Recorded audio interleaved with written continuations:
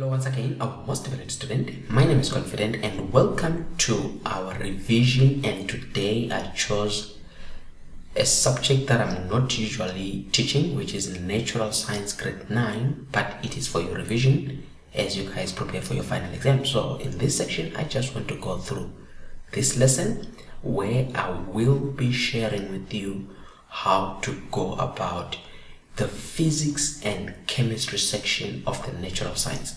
But because this is actually focused on June exams, this is focused on the chemistry section.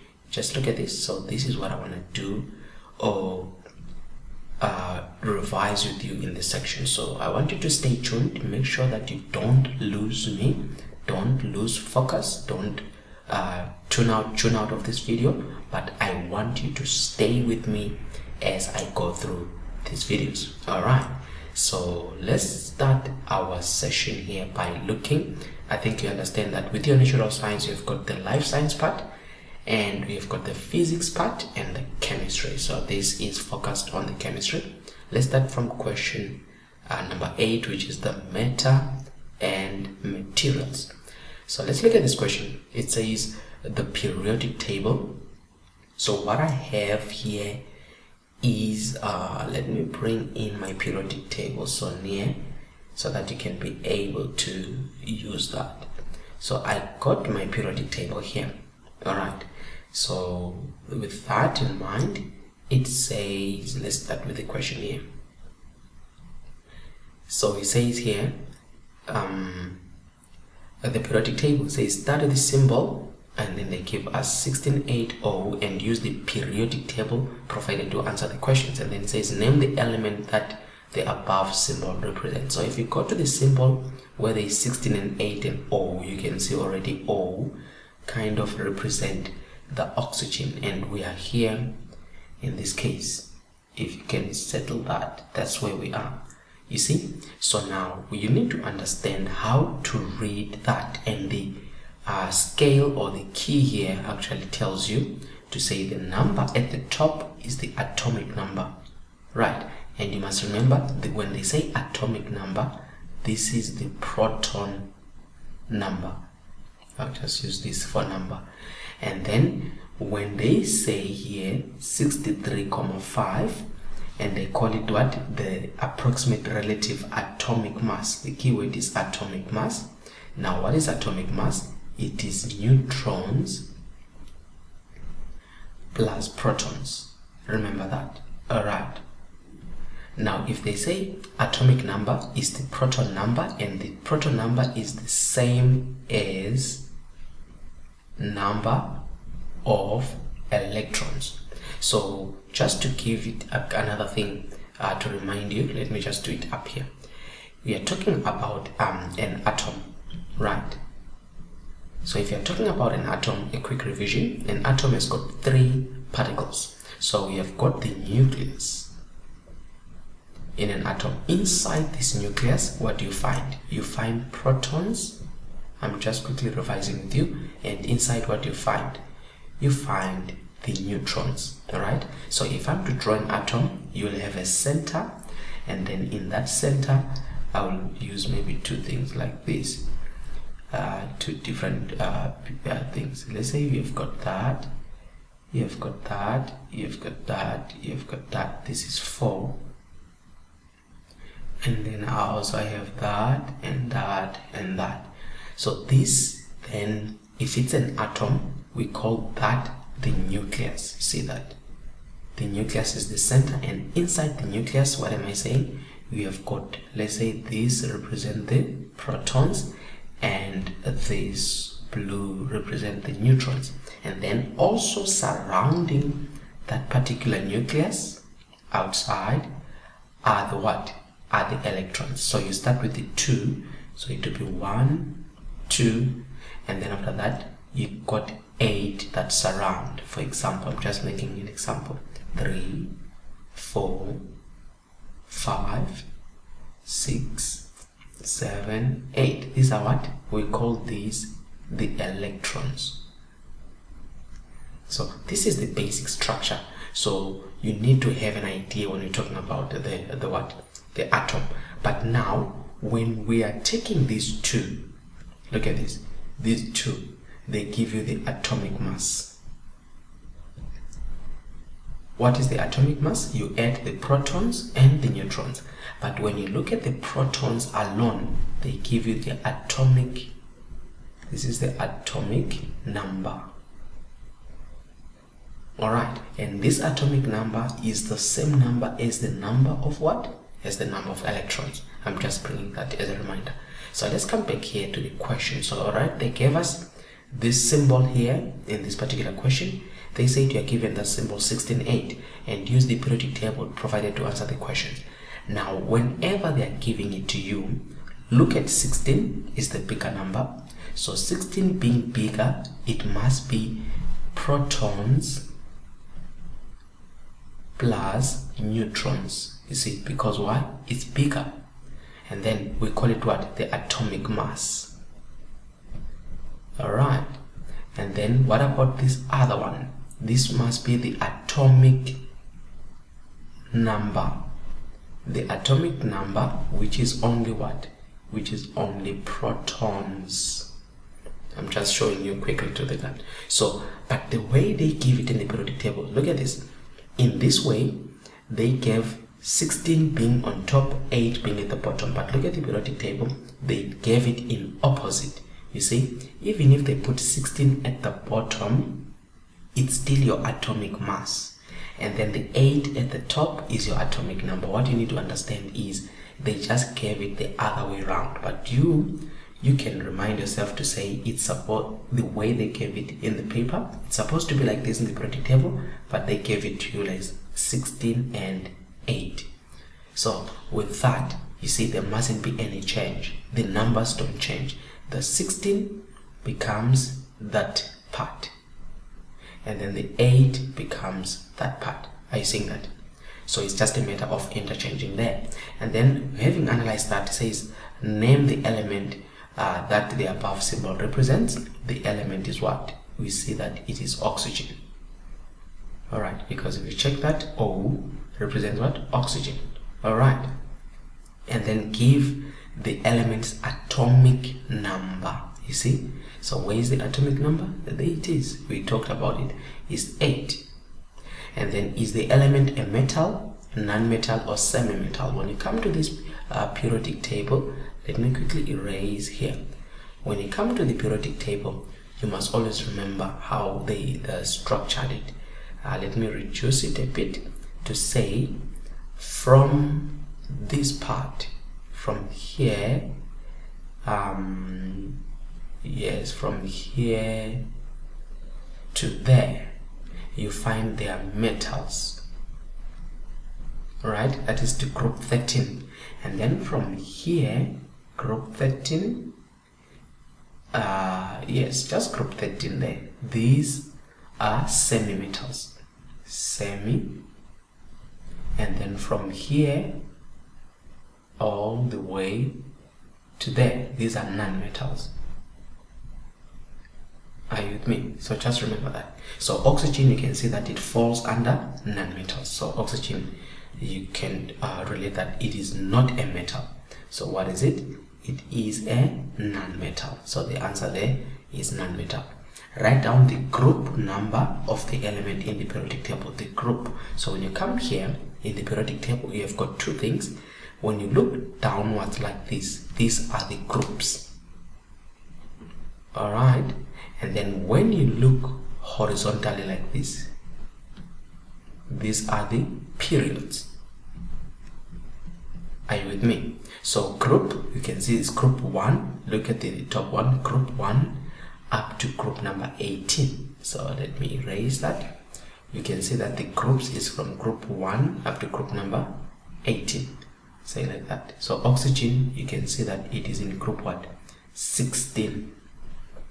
Before, you can see the below, it used to say group 6, but we are using the top number there, which is group number 16. And then if they asked about the group, is group 16. Here they asked about the period, you're going to come here and say this is period 1 and oxygen was period 2. You can see that if I stretch my line, there it is.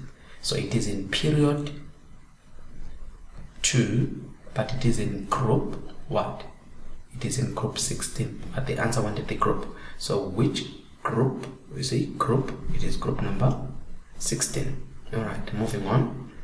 Write down the name of the compound formed when the element in your answer in question 8.1. And this element, we say it is oxygen. So when oxygen, here they want to say when oxygen. So write down the name of the compound formed when oxygen reacts with carbon. You see? Now the name of the compound. So what they're trying to say is if you take carbon and then you say plus oxygen, what do you get? You get two things. You can get carbon dioxide, which is the common one. Carbon dioxide, I just want to write there as here to say the common one is carbon dioxide. Carbon dioxide, that's the common one. Also, the other one is called carbon monoxide. Monoxide, I wanted to say carbon monoxide. You get these two. If you write it carbon dioxide or carbon monoxide, they will give you an answer for that. Don't forget carbon dioxide or carbon monoxide. I'm not going to write the equations here, okay, but let me just write the equation so that you can, since we're revising. If I say to you carbon, which is C plus oxygen, oxygen is 2, I told you you get carbon dioxide. It looks like this. But when you say carbon, they call it incomplete combustion, plus oxygen, you get carbon monoxide. So here you need to put a 2 so that you can put a 2. We'll talk about balancing. That's what you have here as carbon. That 2 there, it makes it to be called dioxide. You see, that's what it means, dioxide, meaning there is 2 oxygen, dioxide, and then carbon, because there is 1 oxygen there, we call it monoxide. Mono means 1. Carbon di means 2 oxygens, mono means 1 oxygen. Are you getting that? And then they say here, draw a labeled atomic structure to represent the element in your answer to question what? In question 8.1. So this element, remember we said what is the name of the element? We said the element was oxygen. So now they want a what? An atomic structure to represent the element. So they want me to draw an element of oxygen. So here, if I'm to draw an element of oxygen, look at this. They told us their oxygen was 16 and 8. You remember, meaning there is 8 protons, and I told you if this is protons, it can also represent electrons. Protons and electrons, same number. Alright. And then this one represents the mass number, which is protons plus what? Plus neutrons. So when you're drawing it, what you're gonna have a nucleus. So in the nucleus, let me make it a little bit bigger. Let me have, this is my nucleus. And then in my nucleus, you don't have to be sensitive in this one. You can maybe draw to say this, like this. I'll show you what I mean. We can actually count it. 1, 2, 3, 4, 5, 6, 7, 8. These are my 8 protons. So if these were 8 protons here, but I know protons plus neutrons give me the mass number. How many neutrons? If 8 are protons, how many neutrons? It's also 8. You see that? So that is 8 plus 8, I get that 16. So I can come here and use a different one like this. I'm doing my neutrons now. 3, 4, 5, 6, 7, 8. So these are my neutrons. We can actually have like this to say this represents what? And this is your key. So you can come here and say this is neutrons and this is protons. Right, so this Now you put an arrow on it. It's the nucleus. Do you see what I mean? It's the nucleus in the center. So now when you do that, since you have a nucleus, they want you to label it to say this one is we called it protons. They want you to label that, very important. And then this one, you're going to call it what? Neutrons. See, that's the first subatomic particles they expect you to do. Then after that, you can come with a different marker. You can come and say these now outside the nucleus.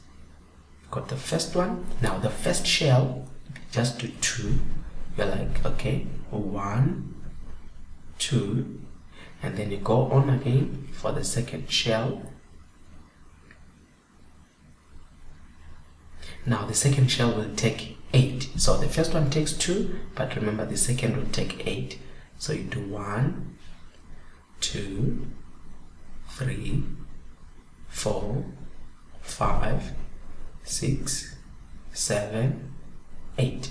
So how many? Remember we said the protons will say have the same number as what?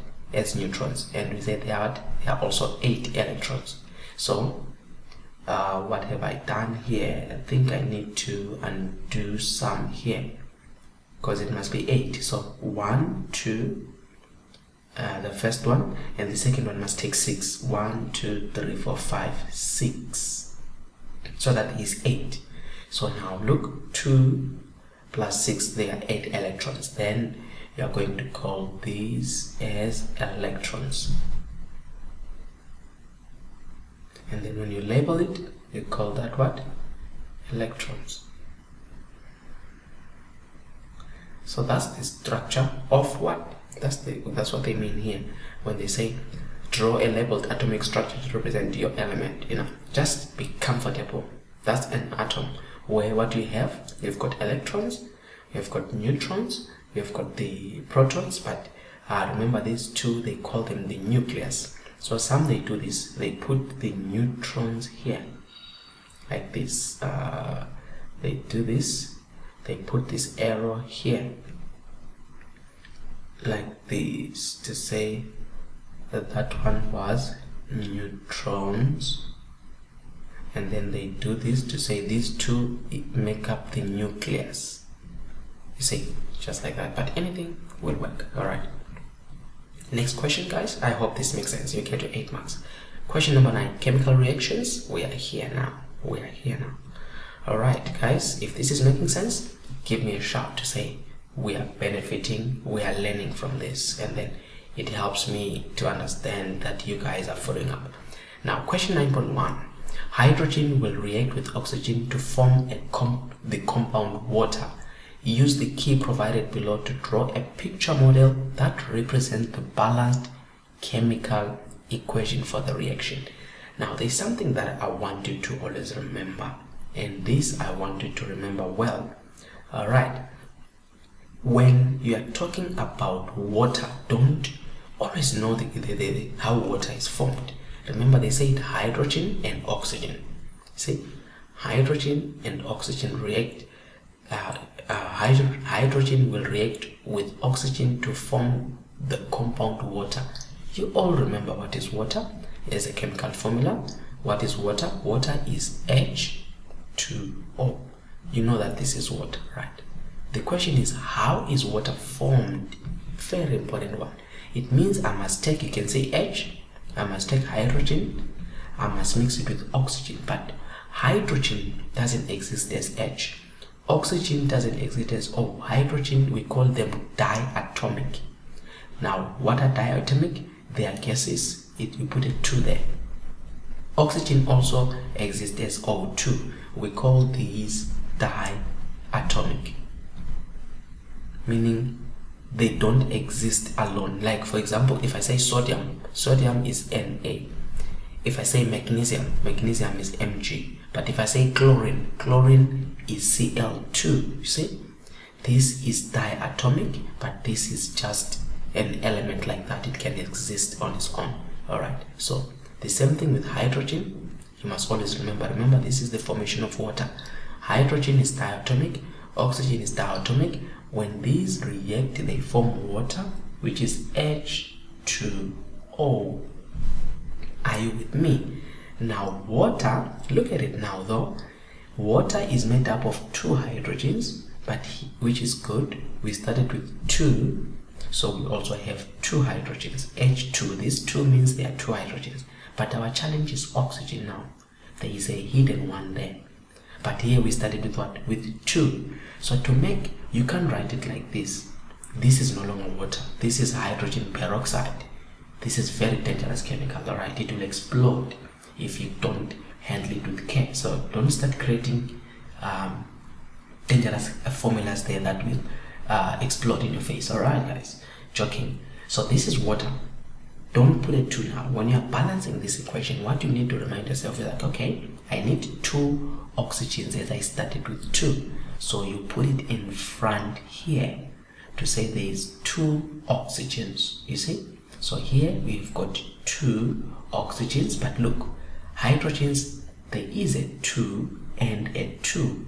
Now what we do, those 2, you multiply them. 2 times 2, it means now you've got how many hydrogens? You have 4 hydrogens. You see, so your end is 4, but by the moment you're balancing the oxygen with that 2, you are making the hydrogen a 4. Are you seeing that? So now what you do, you come here on the original, you put a 2 in front. Don't put a 4 here. It doesn't exist. You put a 2 in front, meaning 2 times 2 is also 4. So you see that now what you have is 4 hydrogens plus 2 oxygens. You get what? 2 oxygens, 4 hydrogens. But this is not the right formula. You're just balancing the atoms here. The actual formula is this one. So you must know this formula for water. Are you with me? You don't need this one. Hide this one there. Alright, so this is the formation of water. 2 hydrogens and oxygen is that. So this question now, what they are saying is hydrogen will react with oxygen to form a compound water. Use the key provided below to draw a picture model that represents the balanced chemical equation for the reaction. The white open space means hydrogen, black one means what? Oxygen. So if I can try to follow up, I'm not going to use black because my part is black there. Look at this though. The open one means hydrogen. So I'll come here and say I've got how many hydrogens here? It says I need 4. That's where now this becomes this. So hydrogen doesn't go on its own. If it's diatomic, this is what you do. You draw your hydrogen and you draw another hydrogen. It's diatomic, it goes together. And then you say plus oxygen. I'm going to use let me use blue. Oxygen also goes like this, like this. See, these are diatomic. But now, how many? You see, there are 2 already. They go together. But it says I need 2 of these diatomic. So here I put another one. Say that and that. If you count them, if this was hydrogen, so it would be hydrogen, hydrogen, 1, 2, hydrogen, hydrogen, 3, 4. Do you see that? Plus, same thing with oxygen. I only need 1. You see, that is just 1 oxygen. So here you can put it there. Let's put it down there. Plus oxygen.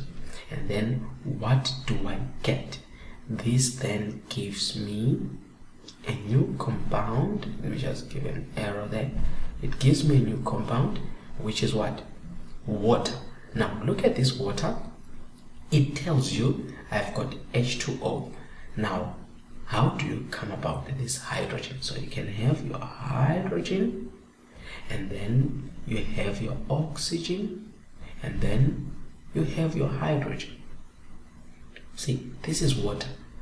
This I can write it now just to remind you. It's HOH. See, so if you have how many hydrogens? It's 2. H2O. I see that. But how many of these? We have got 2 of them. That's why you have to have 2. There is another one, and then there is another one, and then in here I've got that. There are 2 of these. 1, let me do that. This is 1, 2. So this is the 2 we are talking about. Are you getting that? So I hope you are able to see the way this pictorial part is happening. So that's how you deal with water. Always remember that. Hydrogen is diatomic. Diatomic, we need 2 of them from our formula. Oxygen is diatomic, we need 1 to form H2O, which is that. And then that question was like, write down the below the picture of this, and then write down the chemical equation for the reaction in your answer in question 9.1. That's the chemical equation I showed you here, this one. But you see how we go about when you're transferring it. You're like, okay, this is hydrogen, so you've got hydrogen. How many hydrogens are here? They are hydrogen. Remember, they are diatomic. This one means 2, but how many do you have? 1, 2. So you've got 2 plus oxygen, again diatomic, you get water, H2O. But how many of these? It's 2. So it's better to start here from the chemical equation, then you can form within the pictorial one. Alright, last one. Balance the following chemical equation. Guys, let us look at balancing this one. It's not difficult. Be careful. How do you balance? Fe means iron, plus oxygen is meaning iron oxide. This is rust. When they're talking about rust, this is when iron is rusting. It means what? Oxygen. Now look at this. We say we have iron plus oxygen to get iron 2 oxide. That's what it means when you say iron, meaning 2, iron 2 oxide. Now, how do you go about balancing this? The 2 here belongs to iron. The 3 here belongs to oxygen. Always remember that. So if 2 belongs to iron, there is no way you can come here now and say like this. All metals cannot be diatomic. Understand? We said oxygen, yes, it can be O2, but metals cannot. So you can't put a 2 like that. What do? You put a 2 in front, meaning there is 2 iron, there is 2 iron now, so it's balanced. Iron is 2, iron is 2. And then look at the oxygen. The oxygen, there are how many? There are 3. But now if I want to make them 3, if I come and put 3 here, it's like, it's not 3 oxygens now. Remember, they multiply. 3 times 2, what you get? This is now 6 oxygen atoms. These are atoms. So it's 2 iron atoms plus 6 oxygen. It's still not balancing because I've got 3 oxygen here. So what I can do is I can come back and say, if I want to have 6 oxygen here, I've got 3. How about I put a 2 also here, so that it's 2 times 3. Look at this. 2 times 3. I've got what? 6 oxygens. So far, if I do it like that, I will have 6 oxygens here, and I'll have 6 oxygens here. So that will work for me. But unfortunately, while I put a 2, it compromised my iron. It's no longer 2 iron. The iron changed now from what? It's 2 times 2. See? You multiply. Now there is 4 iron, which means I must come here, erase, and put what? And put 4. Then it's balanced. Always remember this. They always repeat such questions. Meaning my balanced equation, I'll need 4 iron plus 3 oxygen. Then it will give me iron oxide like this. Let's balance it. But there is a 2 there. How many ions do we have? 4 iron. There is a 4. How many iron do you have? 2 times 2, it's 4 iron. How many oxygen? 3 times 2, it's 6 oxygen. How many oxygen? 2 times 3, it's 6 oxygen. Balanced. This is the balanced equation, like this. Always remember that. Alright, so I hope this makes sense. Okay, now let's move on to another question quickly. And then it says, acid and bases. Now we're looking at the acids and bases here. Alright, it says consider the following graph. Now the pH of certain substances, pH. Now look at this, it says pH versus what? These are substances: sulfuric acid, washing powder, ammonia, milk, sugar, oven cleaner. It says what type of graph is represented above. What type of graph? This is a bar graph because these are bars. This is a what? A bar graph. You see, this is a bar. There is a line graph, but there is a bar graph. Write down the substance with pH 7. pH 7. So pH 7 is somewhere here in the center here. See, that's where you've got 7. If you go like this, you can see actually it's this one. This one. So it's what? Sugar water. Sugar water. Right? And then we continue with what color will the substance in question 10.2, this sugar water, be on a universal indicator? Now, if you've worked with the universal indicator, you must remember it's more like just to say here. Remember the pH is, there is the center here, and then you've got some bars here like this, and then I'm just gonna focus on the far ends. You just have to Google a picture of pH, a universal indicator. This is the center. Now in this center, the color is what? This is green. In the center is green, and the pH is 7. So the pH starts from 0, starts from 1, starts from 2, starts from 3. Then now from 0 here, it is red, and then it is orange. See that? And then going to yellow. That's the thing. Then at the end here, you find it like purple, right?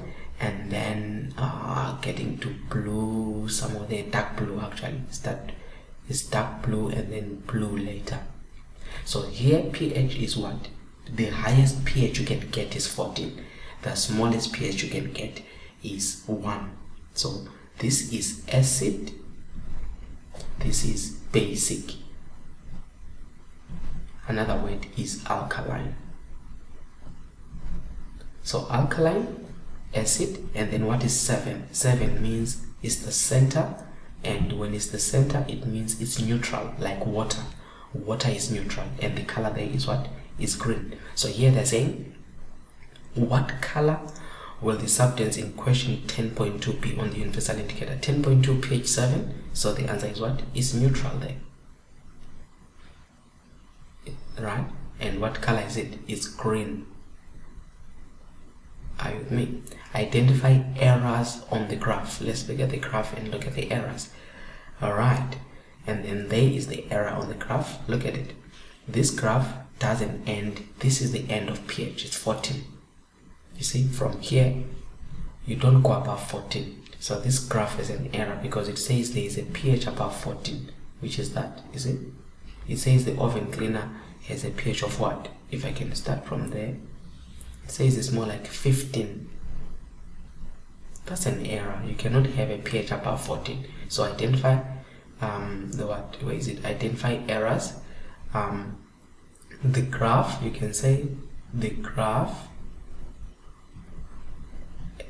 has pH above 14, which the maximum pH, you can say, I forgot that, the maximum pH must be 14. And what? Which element? Which substance? And oven cleaner has a pH, and oven cleaner has pH above what? Above 14. So number 1 is the scale. The pH is above 14, and there's a substance oven cleaner which is above 14. So the error is this one here, and the error is this one. So you can say pH scale if you want to write it down, and the pH scale has error. pH scale has error. And you say oven cleaner is above 14. That is the error there. Okay, so let's move on to look at this next question. You say identify from the graph all substances which are acids. Acids. We talked about acids. So when you look at a graph, neutral going this direction is acids, and then going this direction is alkaline after the neutral one. Alright, so identify on the graph which are what? Acids. So you just come to 7. Remember, 7 here is the neutral. Anything below, it means it's an acid. So there is 1 sulfuric acid, there is 2 milk. So these are acids. So this is acid and this is acid. There is nothing else. And then what did they say? Identify substances from the graph. Give a reason for each substance identified. Here, so sulfuric acid, what is the reason? pH below 7.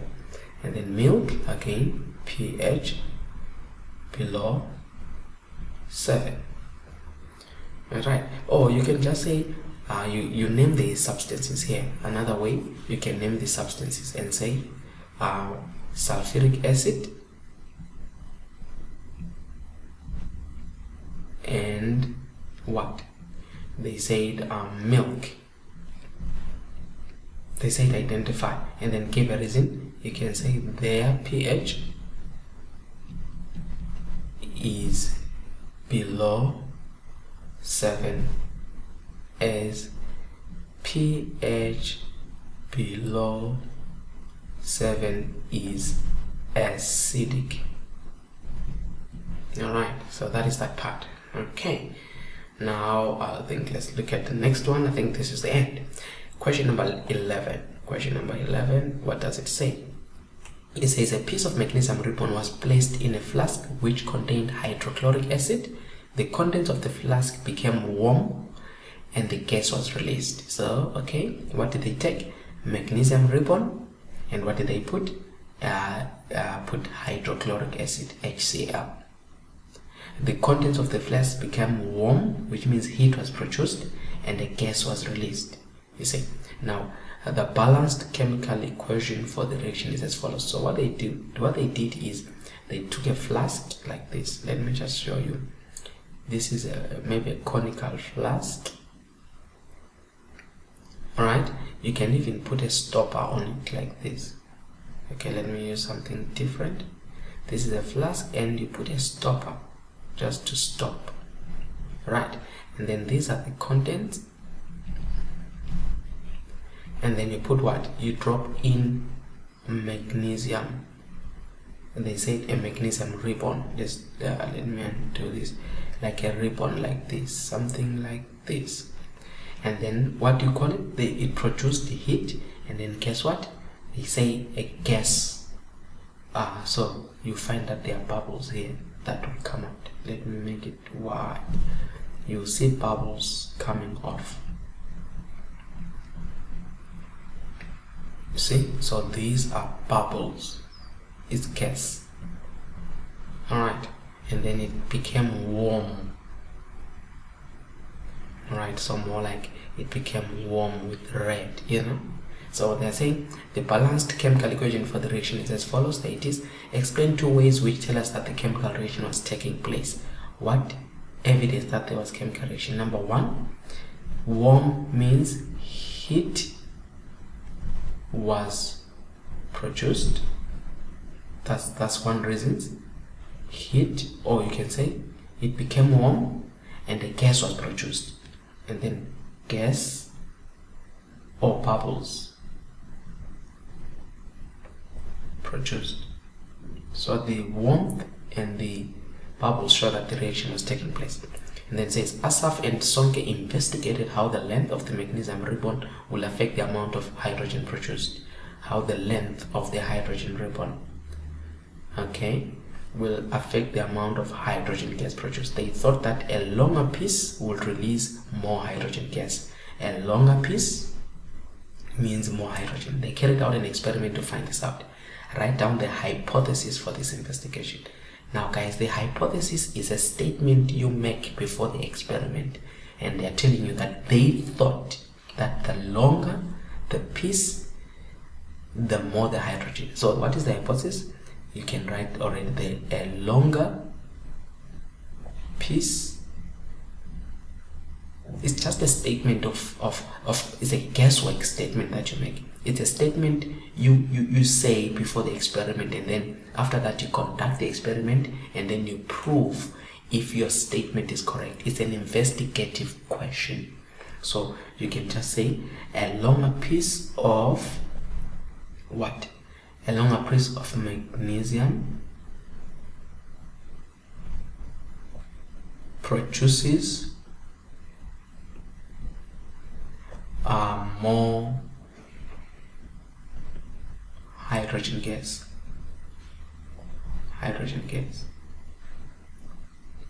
Anything. Or you can say a shorter piece, the opposite. A shorter piece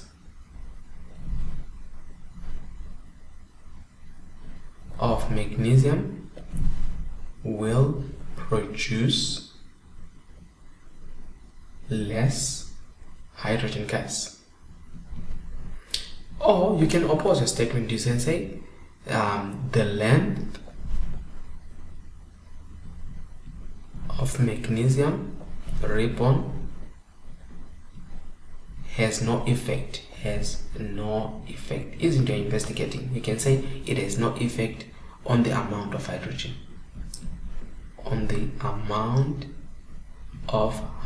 Produced. Then you're going to check if whatever you said is correct or wrong from the investigation. Then indicate independent and dependent. Independent is what you are adding, and then dependent is what changes after the addition. So what are you independent is what you are adding, the one that you are changing, or what you are changing. It's what you are adding, what you are changing, what you are altering. So what are we changing here? And they investigated the length of the magnesium. If the length of the magnesium will affect, so magnesium ribbon, so they were changing the length, and then that length, they thought that if I alter the length, the gas, that's why they say the longer the piece of magnesium. So you are altering length, so you are playing around with the length of the what? Of the magnesium ribbon. So independent there is what? Is length of magnesium ribbon.